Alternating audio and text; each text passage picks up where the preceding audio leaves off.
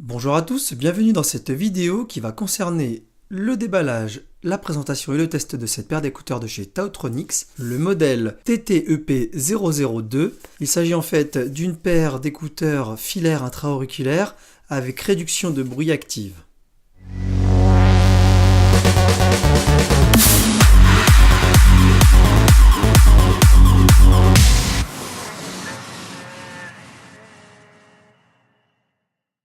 Alors, dans une précédente vidéo, j'avais réalisé un test comparatif entre 5 paires d'écouteurs de la marque Tautronix. Parmi ces 5 modèles, il y avait l'ancienne version de ce modèle filaire intra-auriculaire avec réduction de bruit active. Là, ici, en fait, c'est le modèle 02. Donc, en fait, c'est la nouvelle version par rapport à celui que j'avais testé précédemment. L'autre était la version EP01. Alors, sur cette boîte, il n'y a aucune indication technique. Il y a juste cette indication Active Noise Control.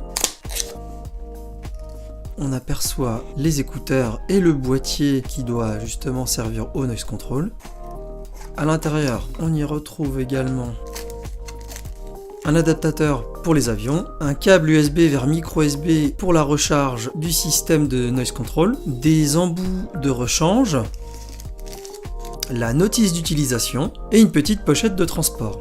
Ce qui est bien pratique. Alors regardons d'un peu plus près ces écouteurs. Alors concernant ces écouteurs, donc la qualité est plutôt correcte. À l'arrière ici c'est en métal, le reste est tout en plastique. Ça semble de qualité plutôt correcte. Il y a un premier boîtier de commande qui va servir à faire play, pause, avancer, reculer et le volume. Et le second boîtier, lui, va servir au système de noise control. Le connecteur jack est lui en métal et il est de bonne qualité.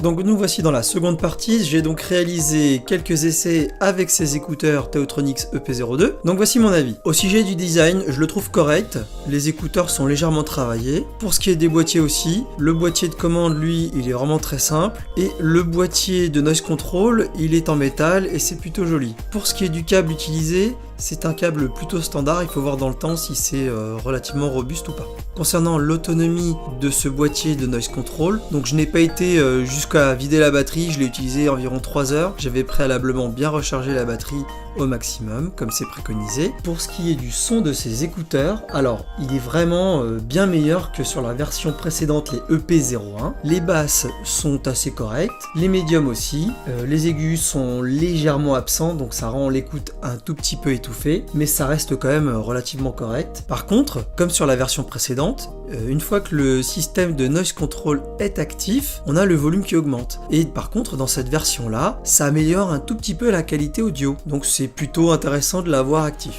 Pour ce qui est l'utilisation du microphone qui se trouve sur le petit boîtier de commande, la qualité est plutôt médiocre. Par rapport à l'ergonomie de ces écouteurs, je la trouve plutôt moyenne. Alors bien évidemment, chacun a une oreille un peu différente. Pour moi, je trouve que cette forme un peu ovale n'est pas géniale. Ça ne rentre pas parfaitement dans l'oreille. J'ai eu beau tester les différents embouts, les différentes tailles, je n'ai pas trouvé l'embout qui convient parfaitement à mes oreilles. Pour ma part, je pense qu'une forme ronde aurait été plus adaptée. Concernant le fonctionnement de ces deux boîtiers, ce boîtier-ci qui permet donc de faire play, pause, le volume, changer les pistes et qui contient également le micro, tout fonctionne correctement. Alors pour ma part, je l'ai utilisé sous iPhone, je n'ai eu aucun problème. Par contre, par rapport à ces boutons, le ressenti, il est moyen étant donné que on sait où se trouve le bouton central, on le ressent bien avec les doigts, mais par contre, voilà, le boîtier a une forme qui le rend un peu compliqué pour retrouver le sens d'utilisation. Par rapport au boîtier du noise control, les boutons, eux, sont faciles à